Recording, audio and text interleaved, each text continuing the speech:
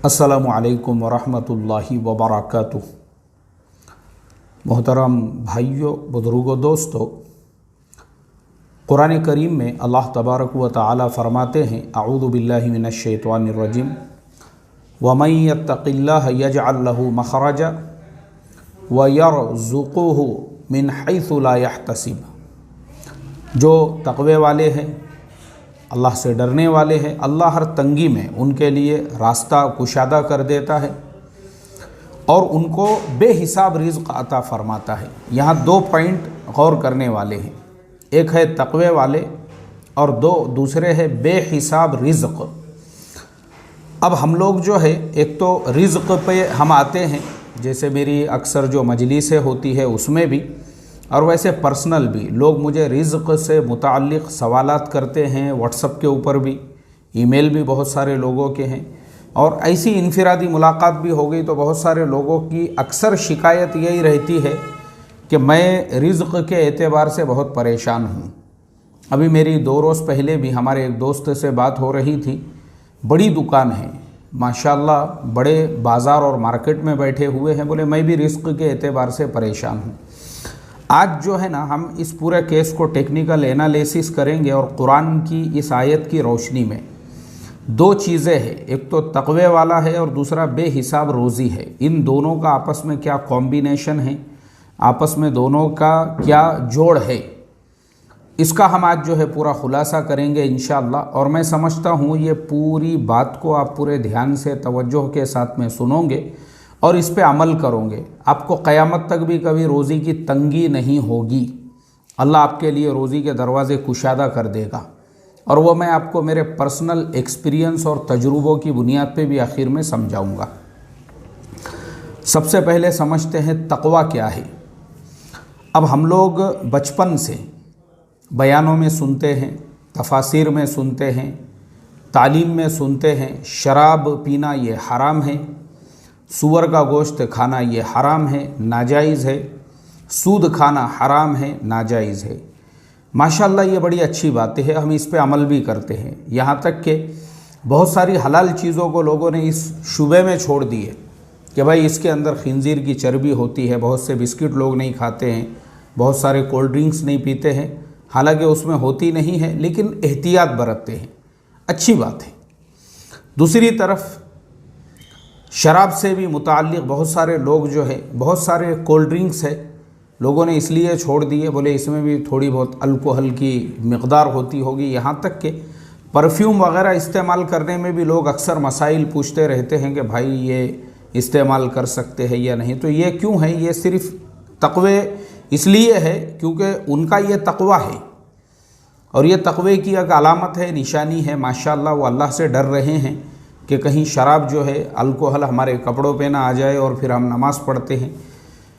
आगे सूद, तो अक्सर लोग हमारे फाउंडेशन के अकाउंट में भी बहुत सारे लोग जो है पेमेंट ट्रांसफ़र करते हैं, तो वो रेफरेंस में लिखते हैं हराम पैसा, मतलब सूद का पैसा, नाजायज़ पैसा, और लिखते हैं उसमें ये बैंक का सूद है, इंटरेस्ट है। तो हम वो पैसे को भी अलग रखते हैं और फिर हम उसके मद में उसको इस्तेमाल करते हैं।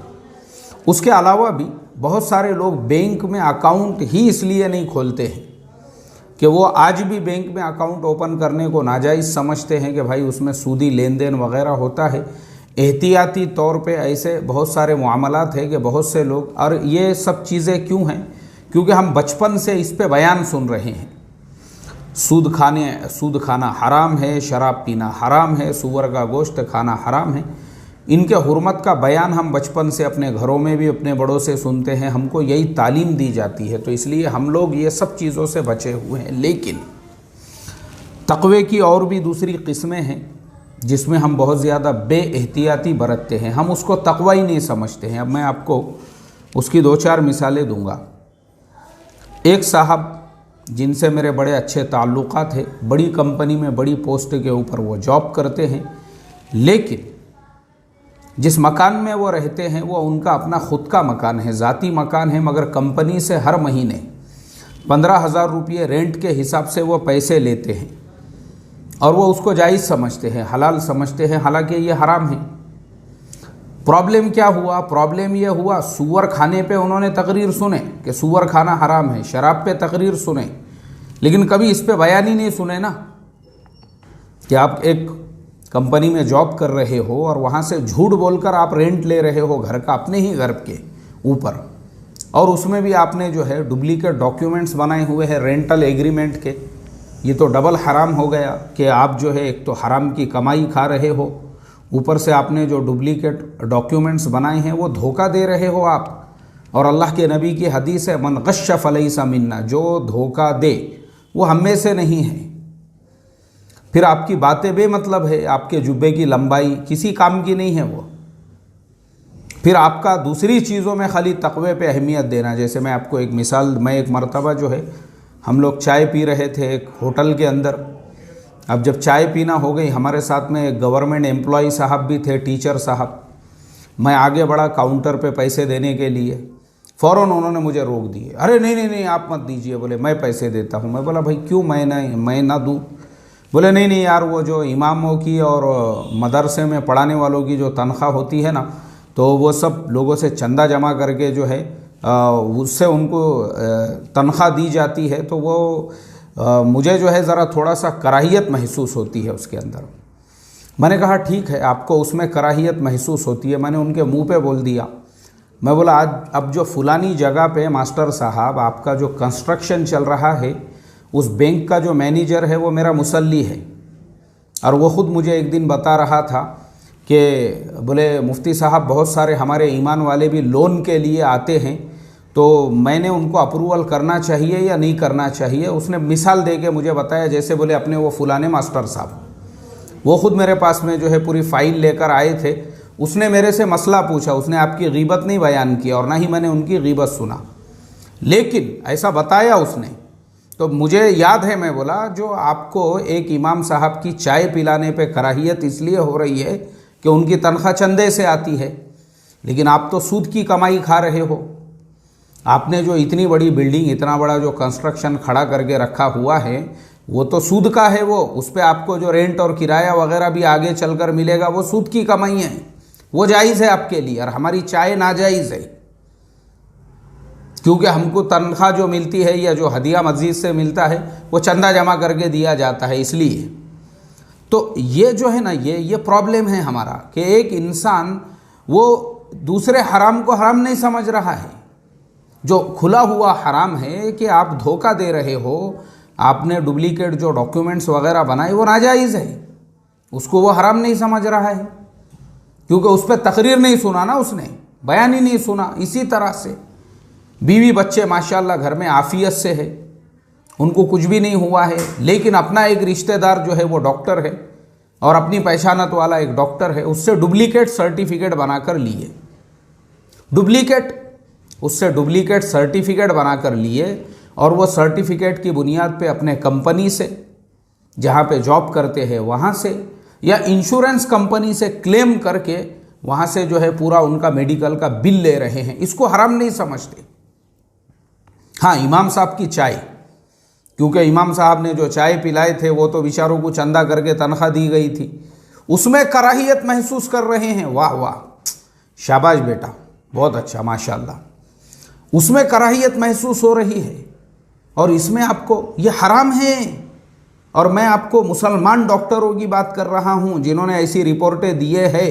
आप देखो मेरे चैनल पे बाज़ाब्ता वीडियो है उसके ऊपर, जो न्यूज़ में मराठी न्यूज़ चैनलों पे ABP माझा, जी न्यूज़, उसके अलावा हमारे बड़े चैनलों पे भी वो खबरें आई हुई है कि बम्बई के अंदर 2 अभी डॉक्टरों को पकड़े थे जो डुप्लीकेट, यानी पूरा रैकेट चल रहा था उनका इस तरीके से कि बूढ़े बाडों के नाम पे जो है लाइफ इंश्योरेंस निकालते थे और उसके बाद ये डॉक्टर्स जो है, मुसलमान डॉक्टर हमारे बेचारे माशाल्लाह, जो सर्टिफिकेट बना के देते थे उनको, बाज़ाब्ता काय का सर्टिफिकेट देते थे, मर गया बोल के बुढ़ा, और बुढ़ा जिंदा है अपने घर में, उसके मौत का जो है सर्टिफिकेट देते थे और जो इंश्योरेंस कंपनी है उसमें क्लेम करते थे।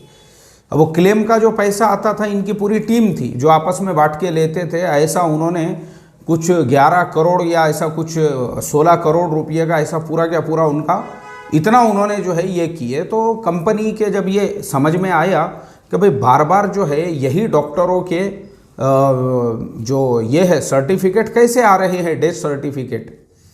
तब उन्होंने जो है एक जांच कमेटी बिठाए और फिर उसके बाद में उन्होंने उनके टीमों को कामों में लगाए और फिर पूरी तरह से अच्छी तरह से जब उन्होंने इंक्वायरी और तहकीकात किए तो पता चला कि भाई जिन बुड्ढों के नाम पे ये लोग इंश्योरेंस का पैसा खा रहे हैं, बुड्ढे जिंदा है, माशाल्लाह नमाज़ों को जा रहे हैं, आ रहे हैं और माशाल्लाह जो है सारे अमल हो रहे हैं उनके, क्योंकि उसको फ़र्ज समझे ना भाई उन्होंने, मगर इसको हराम नहीं समझे और वो डॉक्टर लोगों ने भी। और हम जो है खुश होते हैं, हमारी कौम का माशाल्लाह एक आधा नौजवान मेडिकल को नंबर लग गया, डॉक्टर बन गया, हम उसका सत्कार करते हैं। ऐसे ही हम तो अभी वो शुरू करने वाले थे, क्या बोलते हैं उसको, स्कॉलरशिप, कि जो हमारी मुसलमान कौम की लड़कियां आला तालीम हासिल करना चाहती है उनको फाउंडेशन से स्कॉलरशिप दी जाए। एक साहब खड़े हुए हैं, बोले मैं 10 लाख रुपये सालाना का ताउन करूँगा। मैंने रोक दिया उनको, अभी नहीं। मैं बोला जब वक्त आएगा, जब देखेंगे तो कौम जो है ना इस तरीके से चंदा करके, ताउन करके, मदद करके कोई डॉक्टर बन रहा है तो खुश होते हैं।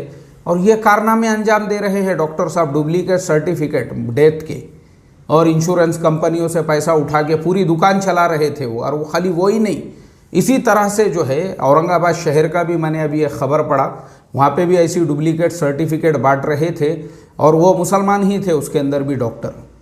अफसोस होता है मोहतरम दोस्तों, इसका रीज़न पता है आपको क्या है? इसका रीज़न सिर्फ़ और सिर्फ एक चीज़ को हराम समझना। सूअर का गोश्त खाओ, नहीं भाई वो हराम है, बिस्किट नहीं खा रहे उसकी वजह से, उसको हराम समझ लिए हमने। लेकिन वहीं पे धोखा देने को हराम नहीं समझे, डुप्लीकेट सर्टिफिकेट बनाने को हराम नहीं समझे, कंपनी से जो है पैसा उठा के खाने को हराम नहीं समझे। जोरू बच्चे खैर आफियत से है, हम खुद उनको ज़बरदस्ती बीमार कर रहे हैं अपने घरों के अंदर, उसको हम हराम नहीं समझ रहे हैं। तो जब हम इस तरीके से या ऐसे हराम को हराम नहीं समझते हैं, अब मैं आपको और एक चीज़ बताता हूँ। जैसे अक्सर जो है मैं कॉल सेंटर वगैरह में कुछ काम के लिए फ़ोन करता हूँ। जैसे अभी मेरा एक शागिर्द है, वो ख़ुद कॉल सेंटर में जॉब करता है, यहाँ मेरे पास में बैठा हुआ था, तो उसके सामने ही जो है मैंने एक कॉल सेंटर में जो है बैंक स्टेटमेंट के लिए फ़ोन किया और जिन जनाब ने वो फ़ोन उठाए अपने, उन्होंने जो है नाम जो है माशाल्लाह ईमान वाला नाम बताए। तो मैं उनसे बात कर रहा था, बात करते करते ही उनका फ़ोन उन्होंने म्यूट पे रख दिए। तो म्यूट पे रखने के बाद में मैं 5 मिनट तक वेट करता रहा, कोई रिस्पॉन्स ही नहीं है। 10 मिनट हो गए, कोई रिस्पॉन्स ही नहीं है। और उसके बाद में जो है कोई रिस्पॉन्स ही नहीं है, फ़ोन कंटिन्यू चल रहा है। तो शागिर्द जो हमारा, वो खुद ऑलरेडी एक कॉल सेंटर में जॉब करता था, उसने मुझे बताया मुफ्ती साहब आजकल क्या है, वर्क फ्रॉम होम हो चुका है बोले अक्सर कंपनियों का। अब ये जो जनाब है, होता ये है बोले कॉल सेंटर के अंदर कि जैसे ही आपका कोई एक कॉल कंप्लीट हुआ, उसके बाद में आपको 2 मिनट का टाइम दिया जाता है रेस्ट के लिए। जैसे ही आपके 2 मिनट कंप्लीट हो गए, फ़ौरन आपको अगला कॉल रिसीव करना पड़ता है। अगर आपने नहीं रिसीव करे तो पीछे आपका मैनेजर बैठा हुआ होता है, वो फिर आपका नाम लेके पुकारता है कि भाई कॉल रिसीव करो बोल के।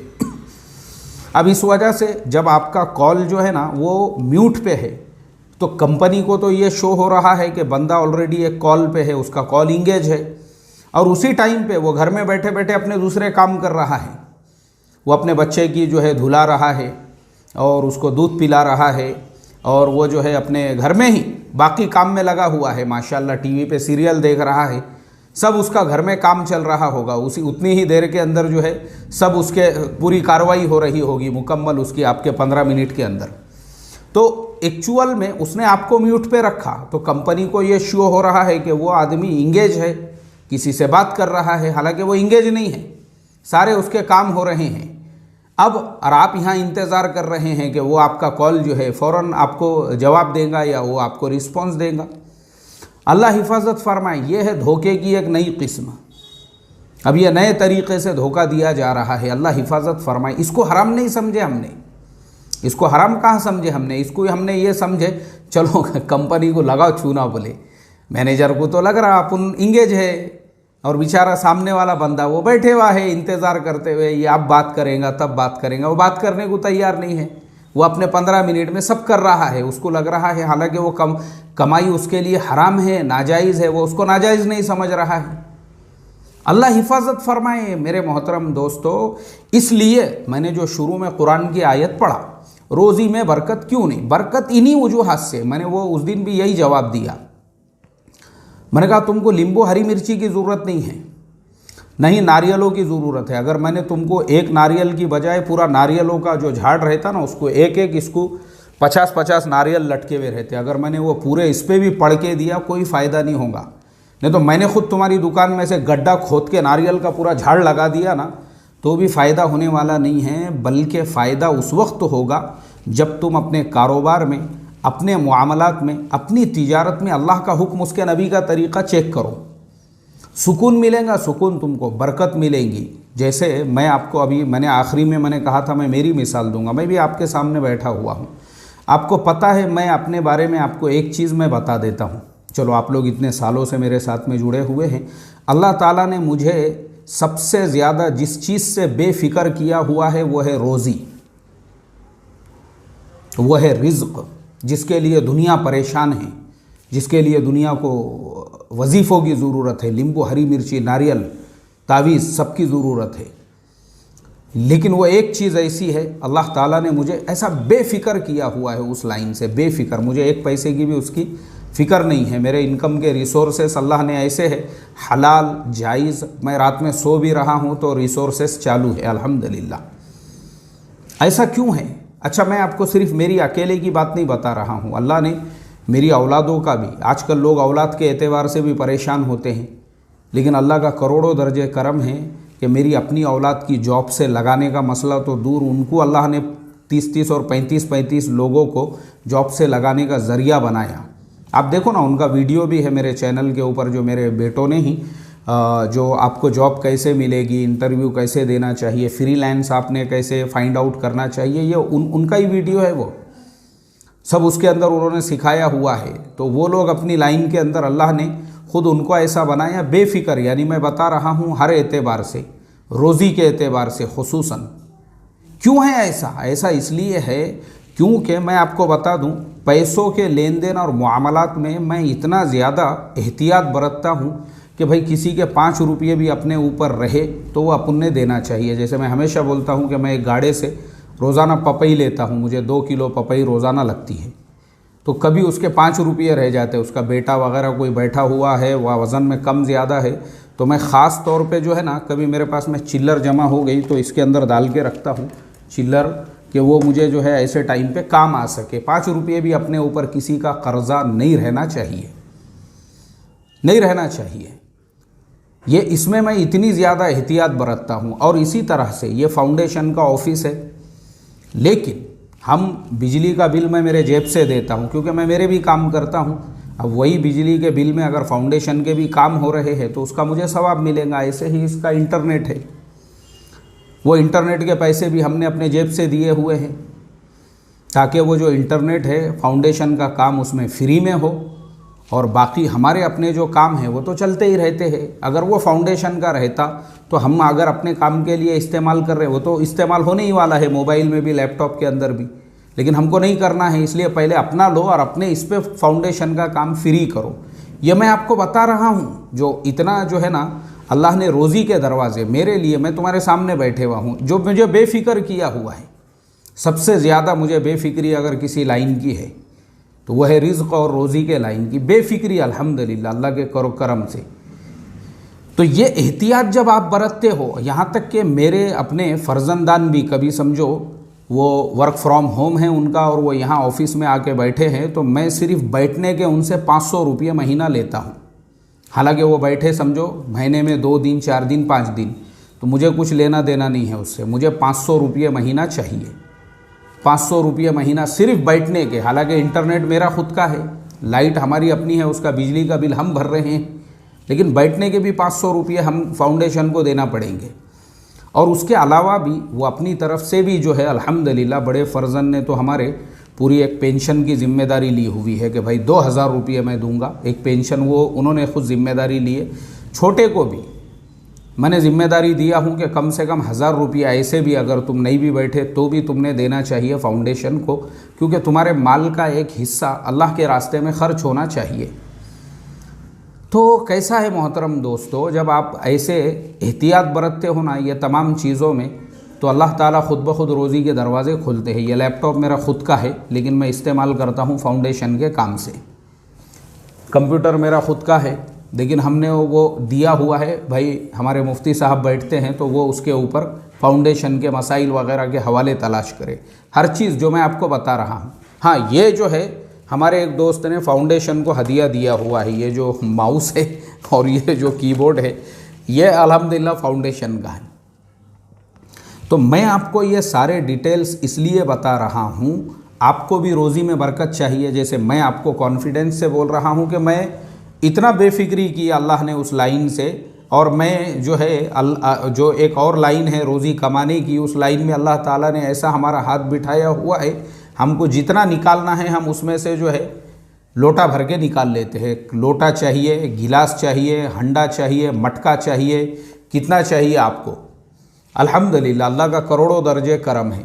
तो मैं जो आपको ऐसा बोल रहा हूँ वो सिर्फ इसी बुनियाद और इसी बेस पर कि कुरान की ये जो आयत है जो शुरू में मैंने पढ़ा, अऊज़ु बिल्लाहि मिनश शैतानिर रजीम वमन यत्तक़िल्लाह यजअल लहू मख़रजा व यरज़ुक़हु मिन हैसु ला यहतसिब। ये जो आयत है, ये जो मैंने अभी पढ़ा हूँ, इस आयत का अगर आपको यानी जो फरमाया तक़वा इख्तियार करो, हर तंगी में अल्लाह रास्ते पैदा करेगा और रोज़ी बेहिसाब देगा, तुम सोच भी नहीं सकते। ला यहतसिब, आखिरी में जो जुमला, बेहिसाब रोज़ी अल्लाह आपको अता फरमाएंगे, ज़हनी तौर पे आप मुतमईन होंगे। तो ये जो डांडिया मारना है ये हमने बंद करना चाहिए, डांडी मारना। हाँ, ये अगर बंद कर देंगे ना, इंशाअल्लाह खुद ब खुद रोज़ी के दरवाजे खुलेंगे। नो नींबू, नो हरी मिर्ची, नो नारियल का झाड़, गारंटीड बोल रहा हूँ मैं आपको। तो अल्लाह ताला से यही दुआ करता हूँ, अल्लाह हमको हर मामले में तक़वे वाला बनाए, कंपनी की टाइमिंग के मामले में, इसी तरह से जो है जो रेंट के पैसे हम ले रहे हैं उसके मामले में, और दूसरे और बहुत सारे मामलात में। ये भी जो है ना, ये तक़वे के ख़िलाफ़ है। ये हमने शराब पीने को, सूद खाने को और सूअर खाने को जैसे हराम समझा है, इसको भी हम हराम समझे। 1 रुपया भी हमारे कमाई के अंदर हराम का नहीं आना चाहिए। उसके बाद देखो रोज़ी आपके कदमों में होंगी इंशाअल्लाह। अल्लाह हम तमाम को अमल की तौफ़ीक़ अता फ़रमाए। अस्सलामु अलैकुम व रहमतुल्लाहि व बरकातुहू।